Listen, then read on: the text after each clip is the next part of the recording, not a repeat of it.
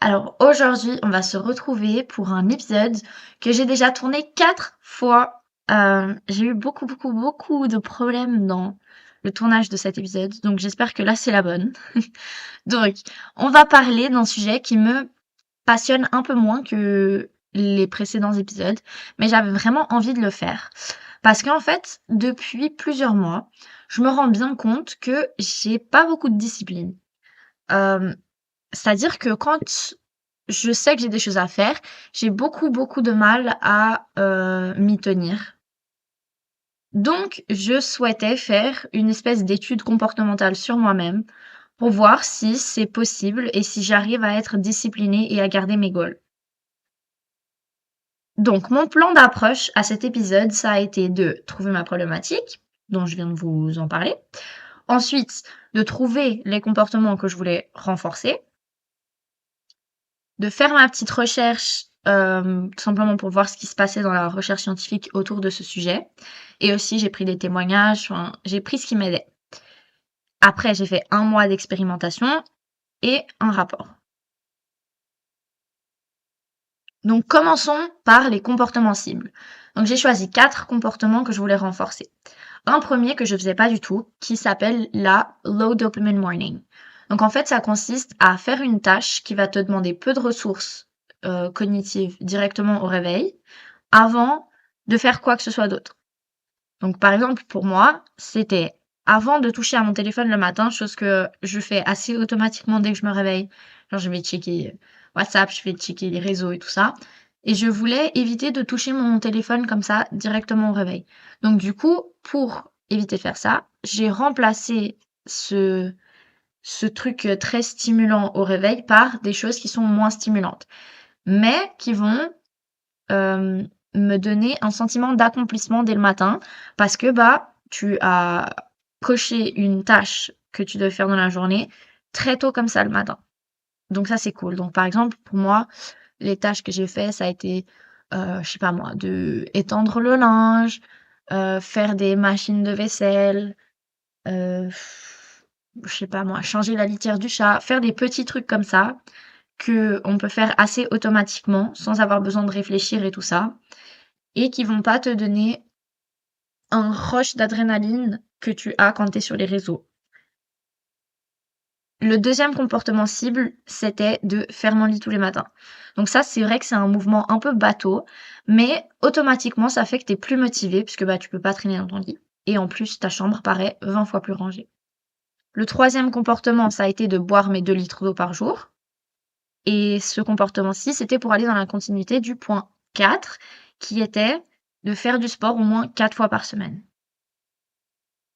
Pour m'y tenir, j'ai fait un petit tracker pour ces différentes choses, parce que forcément, c'était nécessaire pour la production du podcast, mais c'est surtout un moyen de se tenir pour responsable de faire ces activités. Parce que forcément, si tu notes nulle part, si t'as rien du tout qui te dit est-ce que tu as accompli ou pas la tâche dans ta journée, bah après, c'est très facile de le laisser un peu à la trappe.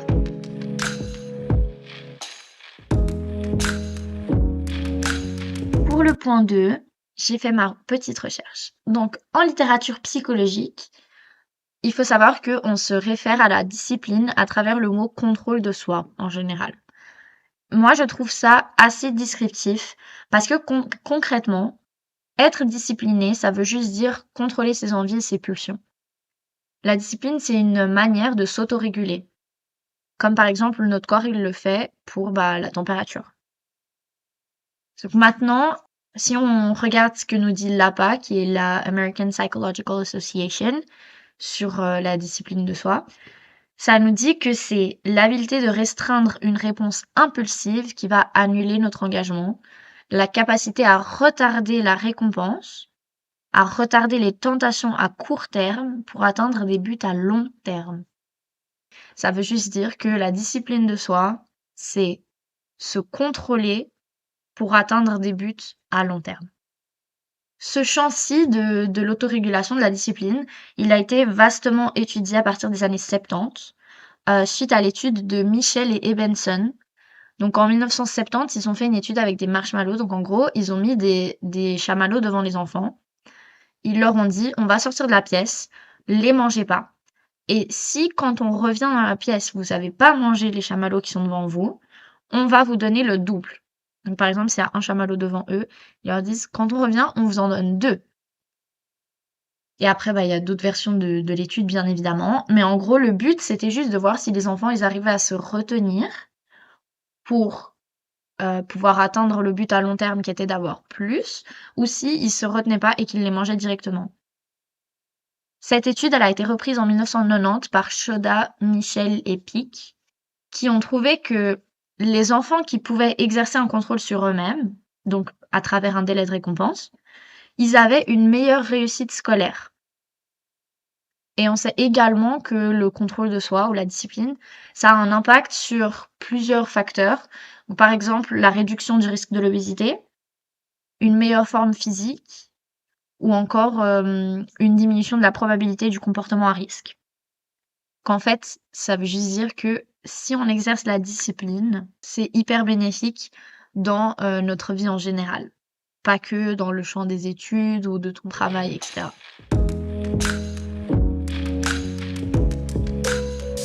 Maintenant, quelles sont les méthodes pour développer son contrôle de soi? J'en ai choisi 4, parce que simplement je vais pas vous parler de 1500 trucs. Mais en gros, premièrement, j'ai noté être conscient de ce qui nous distrait.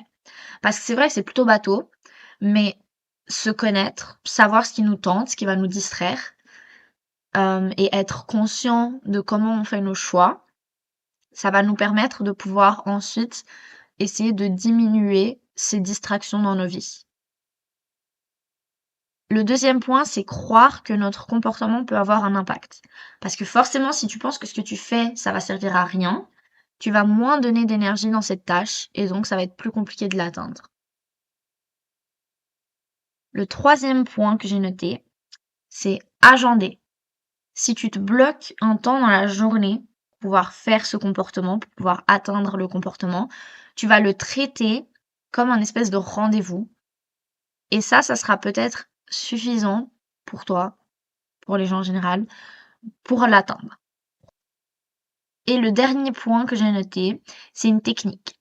Elle s'appelle la technique d'intention d'implémentation et c'est une technique qui a été développée par Gollwitzer, qui est un psychologue, euh, au début, fin des années 90.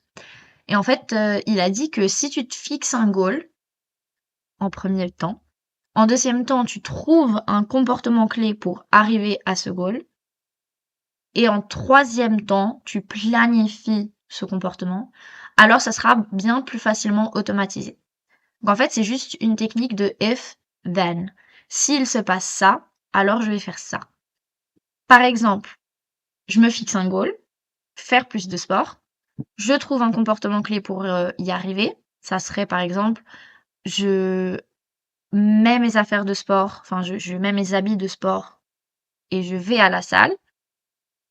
Et ensuite, je planifie le comportement. Donc je me dis, tous les lundis, mardis et jeudis à 18h, je fais ce comportement clé. Alors ça, c'est bien plus facile d'automatiser ça, d'automatiser cette routine, plutôt que d'automatiser le fait de faire du sport en général. Parce que si tu te dis juste, cette semaine, je vais faire du sport, eh ben, c'est plus compliqué à bien structurer et à bien être sûr que tu fais ce comportement parce que c'est pas planifié en fait. Et donc, c'est très très probable que tu arrives à la fin de la journée et que tu te dises: «Ah ouais, c'est vrai, j'aurais dû faire du sport aujourd'hui, mais je me suis pas mis le temps. J'ai pas priorisé cette tâche».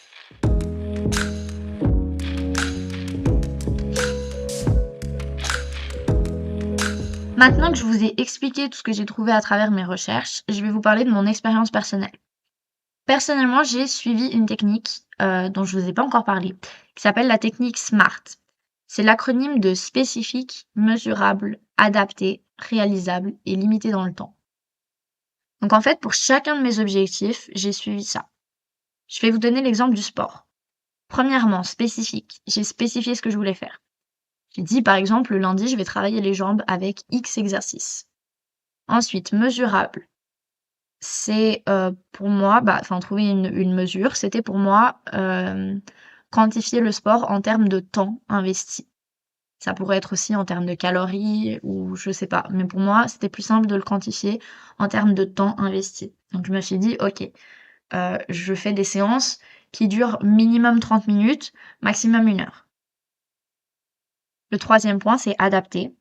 Donc je me suis fait un programme qui est accessible, pas des exercices qui sont hyper durs et clairement au-dessus de mon niveau.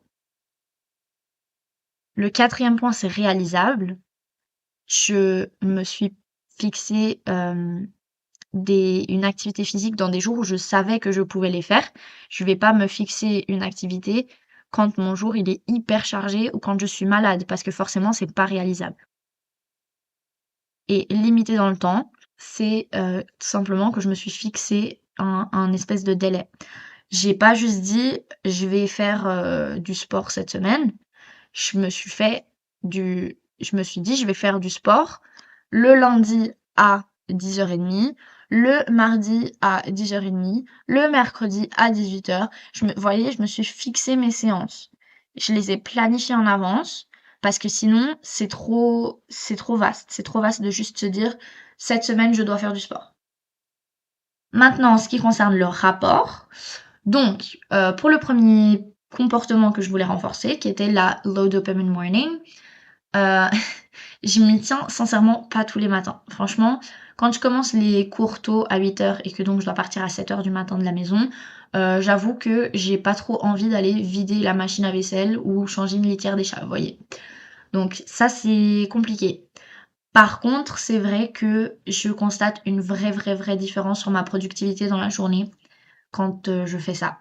Donc c'est un point sur lequel je vais vraiment essayer d'intensifier mes efforts. Mais une technique que j'ai trouvée pour quand même avoir cette sensation d'avoir un espèce de low dopamine morning sans faire, des activités qui sont quand même un tout petit peu contraignantes. Parce que forcément, enfin, aller vider la machine, ça demande quand même, allez, on va dire genre 6 minutes, il faut se lever, il faut aller dans la cuisine qui est froide et cetera. Ça, c'est un peu saoulant. Mais la technique que j'ai trouvée pour, avoir un semblant de low dopamine morning, c'est de mettre un cahier sur ma table de chevet et quand je me réveille, me noter des goals personnels pour la journée ou pour la semaine ou juste me noter des phrases, enfin, juste faire un espèce de mini journaling pendant genre 5 minutes parce que ça me permet de pas toucher à mon téléphone direct le matin et ça, c'est beaucoup moins contraignant que de faire des activités où il faut se lever et cetera. Le deuxième comportement, c'était de faire son lit le matin. Donc ça, je m'y tiens vachement bien. Sur, les 4 semaines où j'ai fait mon test, j'ai juste pas fait mon lit genre 4 jours, un truc comme ça. Donc franchement, je m'y tiens vachement bien. Le troisième point qui était boire de l'eau, boire 2 litres d'eau par jour, c'était un gros fail. J'ai vraiment tenu 2 jours. J'en pouvais plus d'aller aux toilettes toutes les 2 minutes. C'est vraiment hyper dur. 2 litres d'eau, c'est vraiment hyper dur. Franchement, j'ai beaucoup de mal, donc gros respect à ceux qui arrivent. Mais du coup, bah, ce que j'ai fait, c'est que j'essaye de boire au moins 1 litre, parce que c'est déjà plus que ce que je fais d'habitude. Donc mais 1 litre, en général, j'arrive à m'y tenir et après j'essaye de, bah, quand j'y pense, d'essayer de boire plus. Et le sport 4 fois par semaine, je l'ai tenu parfaitement. Il y a des semaines où, j'ai pas fait du sport très intensif. Il y a des jours où ce que j'ai considéré comme sport, bah, ça a été du yoga, des étirements. Donc c'est pas, une séance, de cardio hyper intense ou de high intensity training, c'était pas ça. Mais, je me suis bougée au moins 4 fois par semaine. Donc ça, c'est hyper cool. J'ai fait attention à pas me fixer des séances les jours où j'avais trop de boulot ou par exemple, je me sentais pas bien, j'avais hyper mal à la tête ou mal au ventre ou quoi. Par contre, j'ai bien fait attention à pas sauter des séances quand j'avais juste pas de motivation.